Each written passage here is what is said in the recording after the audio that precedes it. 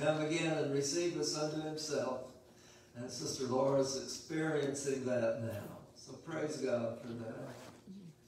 Amen. We're going to be looking in Proverbs. Proverbs chapter 26. Proverbs chapter 26.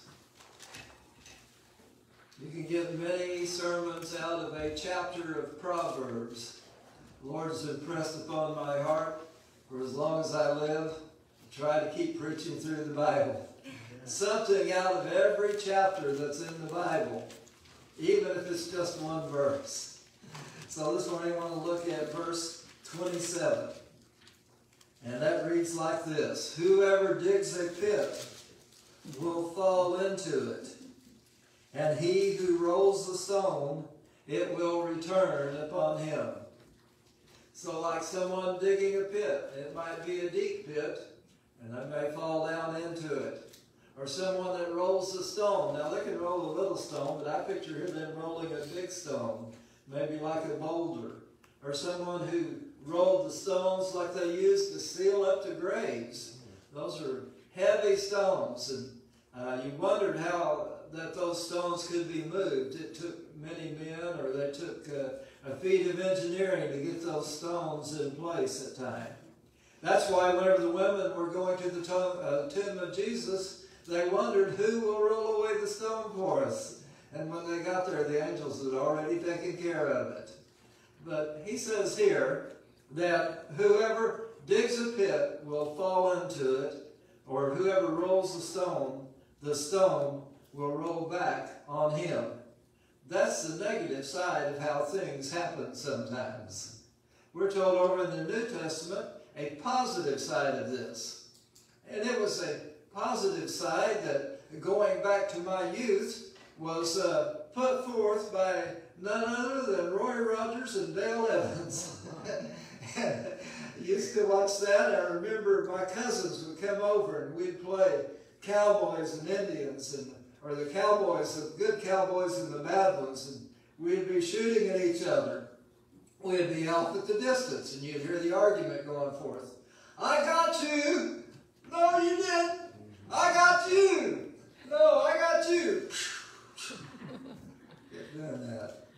Well, one of the things about Roy Rogers and Dale Evans' program, they would sing Happy Trails to You Until We Meet Again. You see, they were Christians.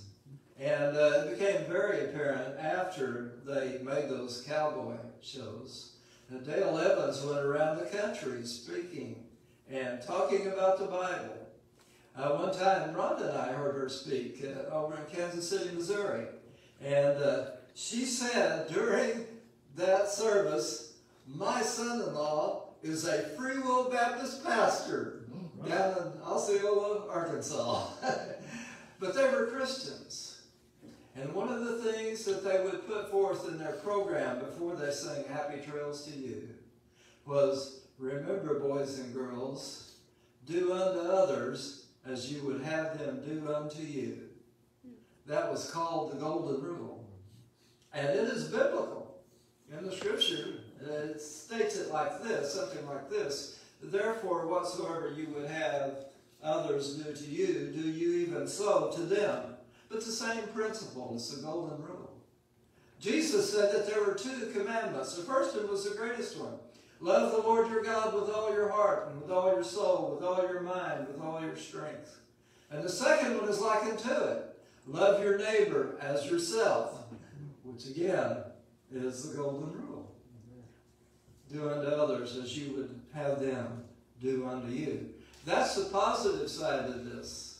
The Bible tells us that whatsoever a man sows, that shall he reap. Well, the positive side, if you sow good, you will reap good things. If you give, it will be given to you with good measure, pressed down and running over. We had a friend that told about how they moved to a new community and they arranged for a trash pickup. Well, something went wrong that first week and they didn't come and pick up the trash. So they had their trash in their trash can there. They already had it tied up. And so he went out and said, well, we can get by another week. And He looked around, nobody was looking. He climbed up and got on the trash, and he jumped up and down and packed it down. The next week, they forgot again. And so he got up there that next week, and he was pushing it down just as hard as he could to keep it in there. And the verse came to him, pressed down with good measure and overflowing shall it come to you. The negative side is also that whatever you do, if you try to dig a pit to bring harm to someone else, you will fall under your own pit. If you have a boulder that's there to ambush someone, be careful when you walk by it because it may roll down on you. Many of us know the story of Haman. It's related to the story of Esther, if you recall that. Haman wanted to have Esther's relative Mordecai wanted him to, he was jealous of him, and so he had a gallows built 50 feet high, and he had it figured out that he was going to have Mordecai hanged on that gallows. Well, through a series of events, it turned around, and they found that Haman was the wicked one, and the king was so upset with him, he had him hanged on his own gallows that he had built. Be careful whenever you do something. It can come back to you with good measure. That'd be good. Do good. And it'll come back to you that way, but be careful about the evil. There was a sermon that Dr. R.G. Lee was known for. He was the pastor of Bellevue Baptist Church in Memphis, Tennessee. If I mention Bellevue Baptist Church to some of you, you will think Adrian Rogers. Adrian Rogers later was the pastor of Bellevue Baptist Church. But years before that, there was R.G. Lee. He was a very well-known Southern Baptist preacher. He went around the country, and he had a sermon that he was often asked to preach. Now, he didn't preach it word for word the same, but he preached it many times. One account that I read said that before he died, he had preached a version of this sermon over 1,000 times. Wow. And it was called Payday Someday. Payday Someday. So I'm going to borrow the title of his sermon this morning and some thoughts that he had from that sermon, but I'm going to put my own take on it. I want to tell you about 2 modern characters and 4 biblical characters. I know you're worried now that we'll be here till after 2 o'clock, but I promise I'll try to make it before 2. And the day to come. There's a man named Nick that lived in the 1960s, and as he was growing up, he was not doing very well. In fact, it was hard to raise Nick. And it was so hard that they sent him from Puerto Rico, where he grew up, to the United States. They sent him to relatives into New York City. And as he was there in New York City, he got to running with crowds that were similar to him, that were kind of rebellious and all of this. And he discovered the street gangs of New York City. And he became a member of one of these street gangs. And these gangs were involved in very dangerous things, let alone the fact that they were involved in illicit drugs and all of that, illegal drugs, which are a very, very dangerous thing for somebody to get involved in today. If you come across someone that wants to offer you drugs, then I would say you need to learn how to say no. Now, I used to have this thing that I would do with my children just for fun, but I would tell them, suppose somebody comes up to you and says, "Hey, do you want a cigarette?" See, I just took the mild drug. "You want a cigarette?" And as they say that to you, you say, "No!" One time I was driving the car out of the driveway, and they were taking a walk on our blacktop. I went by them, and I rolled down the window, and I said, "Hey, do you want a cigarette?" They said, "No!" And I hope that they did that every time that something came along. But that would be my advice to people. And that would be Nick's advice to people, to not get involved in the drug culture. And not get involved in that, but he did. These gangs would fight against each other. They would make homemade guns. They would kill each other. We have going on in our state, on the south side of Chicago. It's very common to hear about people being killed. Well, he was involved in these gangs, and he also had killed people, and he had escaped death narrowly. Well, there was a ministry that was interested in helping these young people. And they did something that maybe they didn't think through very well, but they rented a place, and they were going to have a church service. And they got school buses. And these school buses went around to pick up the people that were in these gangs. They forgot about that these were the gangs that warred against each other, that fought against each other. And so they had at least 2 different gangs that were there in the church service that night. They got up and they were making a mockery of the service. They had a young lady that was singing a solo, and some of them got up and said, "Man, I like that music," and they started dancing in the pews. Now, I've heard about churches really dancing in the pews, but this was different. They were making a mockery of the church service. And finally, the gospel was preached, and Nick had a decision to make. Then there was a man I'm going to call Tom. Tom was one that he was not involved in the drug culture, and he was not involved in street gangs. He just lived a regular life, but he needed Jesus just as much as the one that had committed murder in the street gang. You see, the reason why I know that is because everybody needs Jesus that much. The 5-year-old, 7-year-old, the 80-year-old, you need Jesus. Well, he had been invited to church, and he went sometimes. He had even heard the gospel. He kind of understood the gospel. But he was kind of like the man that Paul went and presented the gospel to. And this man said, "Go away, and I'll call for you at a more convenient time." And Tom said, "One day, at a more convenient time." Well, I mean, I have to change my life right now, and I don't want to change my life, and I don't want to change my friends, and I don't want to do that. But one of these days, before I die, I will get saved. Those are our 2 modern characters. I'll tell you how it ended before we're through. There are 4 biblical characters I want to tell you about. First one was a man named Naboth. Naboth owned a vineyard.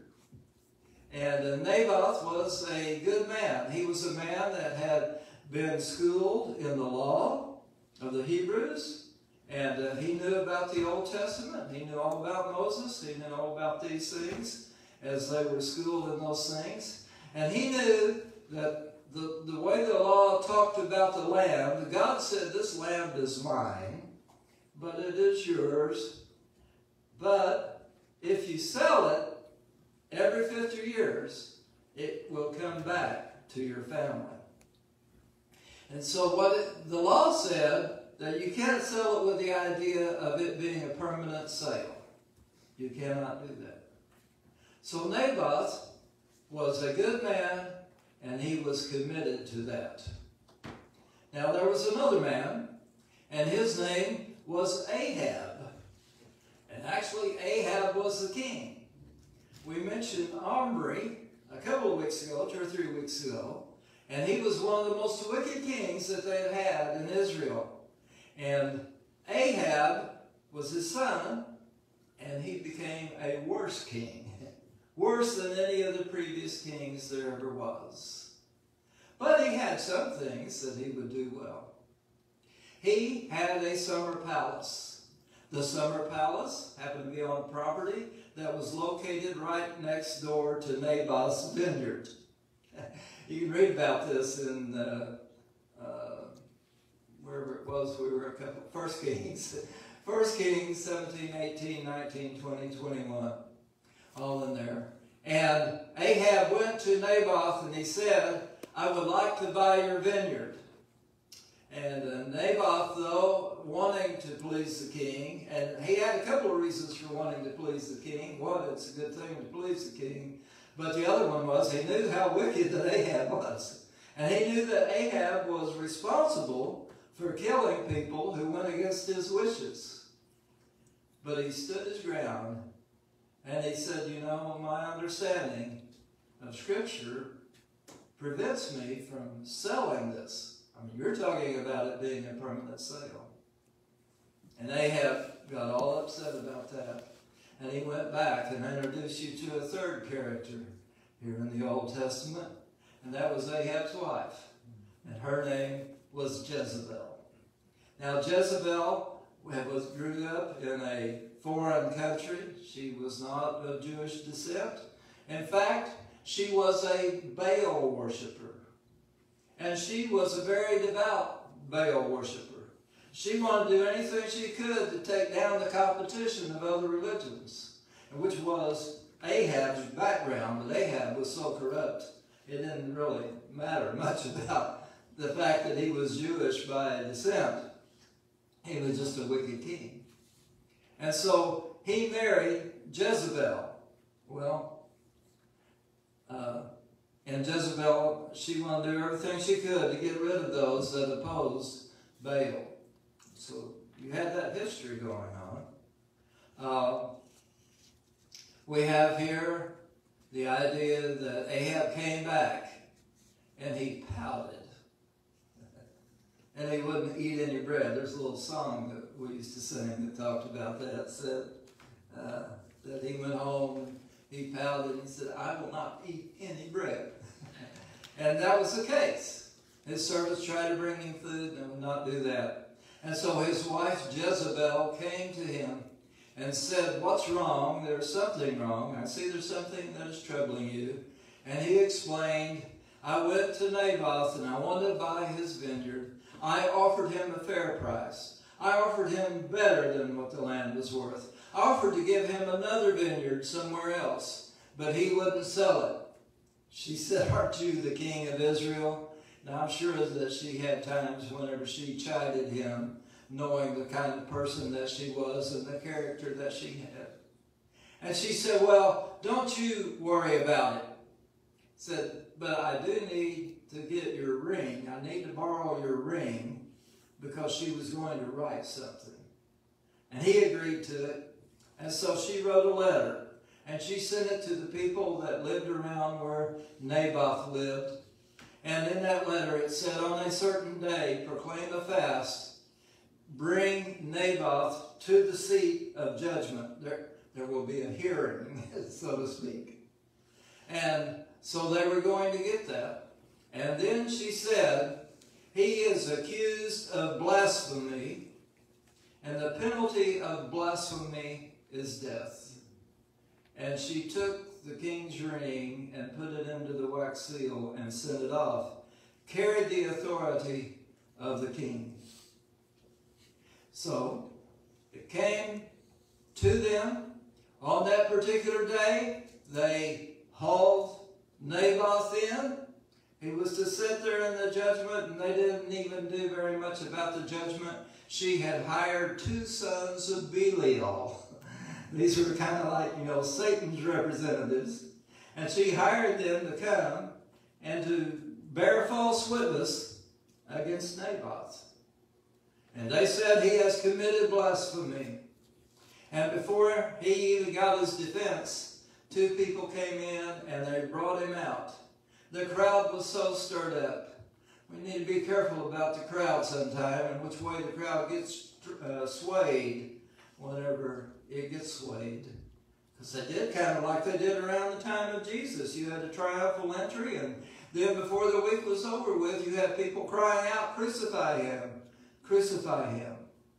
And that's what they did to Naboth.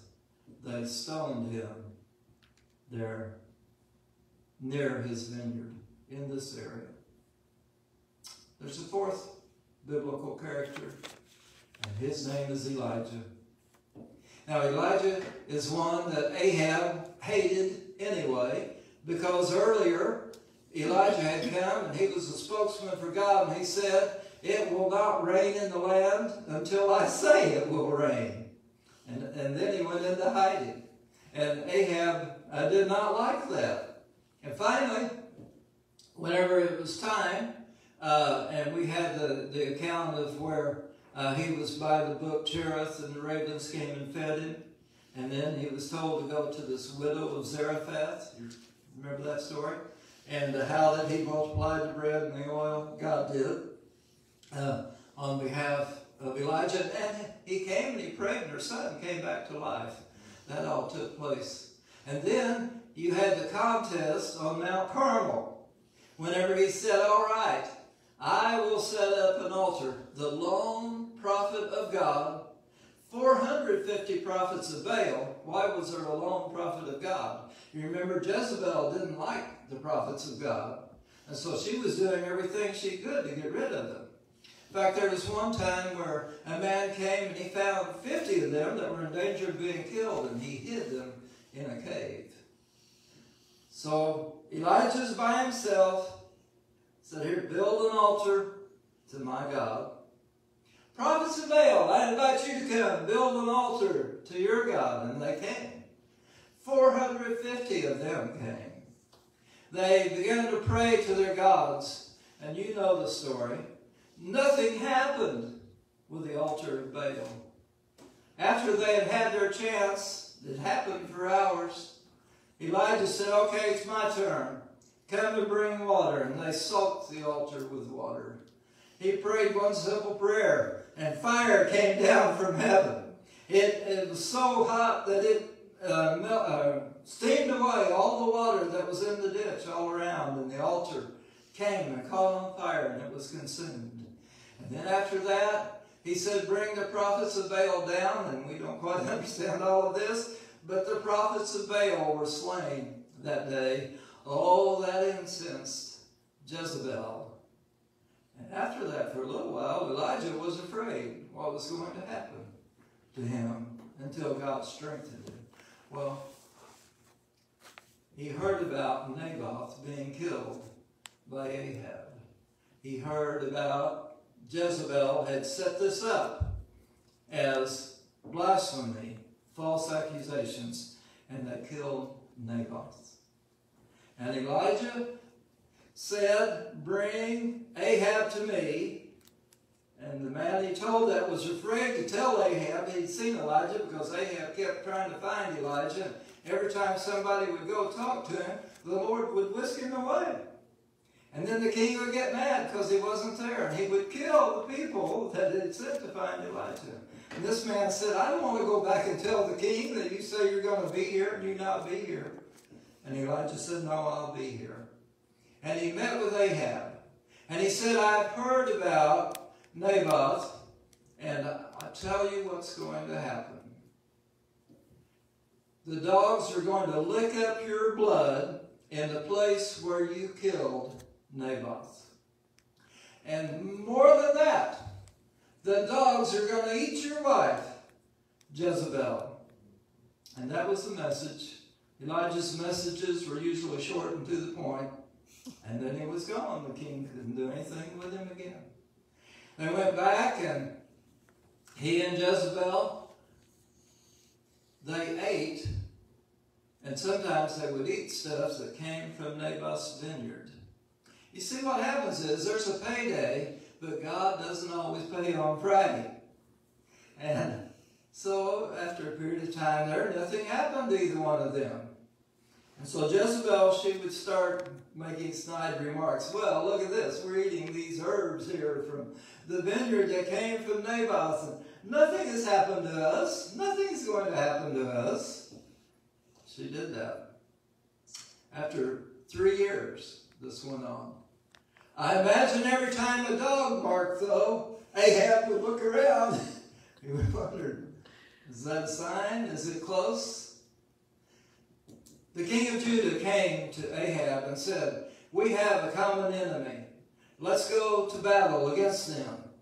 And Ahab said, okay, we'll go, but I'm going to disguise myself. You go ahead and go in your royal robes, but I'll cover up my armor. I'll put armor on, and I'll cover it up, and I'll be in disguise. So they went out and they went into battle. Their enemies, the captain of their enemies, had said, only go after Ahab. Don't worry about the minions. Don't worry about the rest of them. Focus on Ahab. So that's what the army was focused on. So they saw this one in royal apparel. And one of them got close enough, though, to see. And he turned and he said, wait, this is not King Ahab. And they spread the word around, and the army quit going after him. They kept trying to figure out what to do, because their instructions were to go after Ahab. Finally, one man at random just shot an arrow up in the air, and it went high, and it came down. And it came down to the chariot where Ahab was in his disguise. And it went through the harness and went through the armor, the gap in the armor, and it wounded Ahab. And he said, I'm hit. Take me home. And so they started taking him home. And the blood gushed out in the chariot. And before he could get back in the palace, he had died. And they were washing out his chariot on the ground near the vineyard where Naboth had been killed. And not only that, there were dogs that would often roam the countryside, and they would often roamed around the king's palace because they would throw scraps out to him. And the dogs came and they licked up Ahab's blood. Well, you still have Jezebel. She's still alive. Ahab's son begins to reign. Then his son after him. And then his son after him. All these descendants of Ahab, since they are descendants of Ahab, they do not kill their mother or stepmother, or however you would put it. They do not kill her. And she still exerts some influence that comes along. But God spoke to a man named Jehu. And Jehu said, this is enough. We've had enough of this reign here. There needs to be a change of regime. And so he got on a horse. He was known for riding horses and driving chariots. One time in the distance, they said, it's Jehu, because I see he drives the chariot furiously. He was a hot rodder with horses, and he got on his horse. And he came to the wall, and he looked up. And there were those that knew about the wickedness of Jezebel. And he said, is anyone with me? And those that were the servants and the servant Jezebel saw their chance. And they said, we are. And he said, throw her over the wall. Bible's pretty boring, isn't it?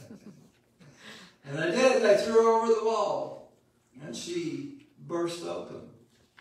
And Jehu even treacherously trampled her with his horse. And then he went off to eat. And then he came back. He said she needs a proper burial, but they couldn't do it because all they could find was her skull and the palms of her hands, and they saw the dogs that had had a good meal. Payday came. There's a payday that comes someday. R.G. Lee said that whenever he was a pastor, there was a man who would write him hate mail. And this man would sign it simply as the chief of the kangaroo court. You've heard of kangaroo courts, false courts. And he would judge R.G. Lee. Well, on this one particular day, R.G. Lee was sitting at home. It was after supper time. And a nurse from the hospital in Memphis, Tennessee called and said, there's a man here that's requesting you to come.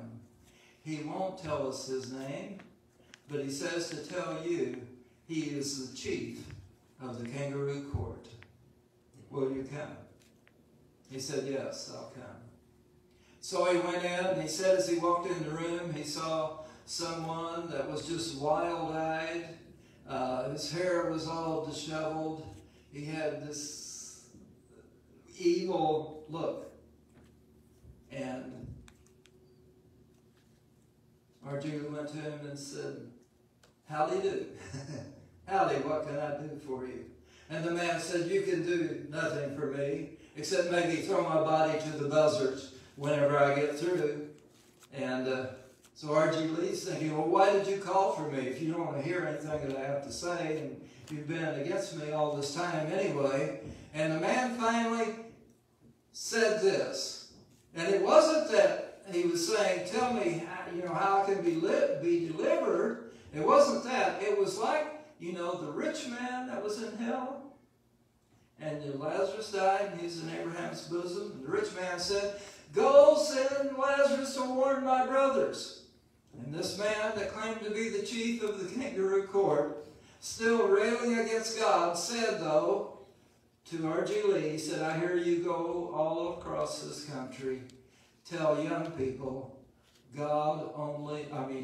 devil only pays in counterfeit money." The devil only pays in counterfeit money. R.G. Lee would love to have led that man to the Lord, but he would have none of it. 2 hours later, he passed away. There's a payday coming someday. And God doesn't pay it on Friday after you commit it. Because judgment is not executed against an evil work speedily, it is fully set in the hearts of men to do evil. But there is a payday that is coming someday. Now, this Tom that I told you about, he said, "I will come to the Lord at a more convenient time." He had a stroke. He ended up being in the hospital. Preachers went in to see him. He could not talk. He could not speak. He was not conscious. Payday had come. Payday is coming someday. Nick, known as Nicky Cruz, heard David Wilkerson preach, and he gave his life to the Lord that night, as did another leader in his street gang, and several members of the gang followed them, and they came, and they became Christians. They got saved. Payday someday is coming. Ron and I got to hear Nicky Cruz preach over at Carbondale several years ago. He was still living for the Lord. If we make it through the end of our life and put our faith and trust in Jesus Christ, whenever that payday comes, it won't be a bad one. It'll be a wonderful one. Amen. But you wonder, will all the wrongs be righted? Well, they don't happen in our timeline, but they all will be righted. They all will be. There's a payday coming someday. And what is the way out for us as human beings? It's simply the fact that God loved us so much that he sent his only begotten Son to this world. And he was crucified on the cross. And while he was on the cross, and amidst all that terrible suffering, suffering worse than any of us could experience, seems like, beyond that, there was a spiritual suffering and anguish that was there because the sins of the world were being put on Jesus. The sins of all mankind were being put on Jesus. And the answer for your payday is, what have you done with Jesus now? Have you accepted him as your Lord and Savior? Or were you like Tom, and you're going to put it off until a more convenient time? Payday is coming. I hope you're ready. If you're not, I invite you to come to Jesus. I ask her, how are we going to do our music this morning? Go ahead and come.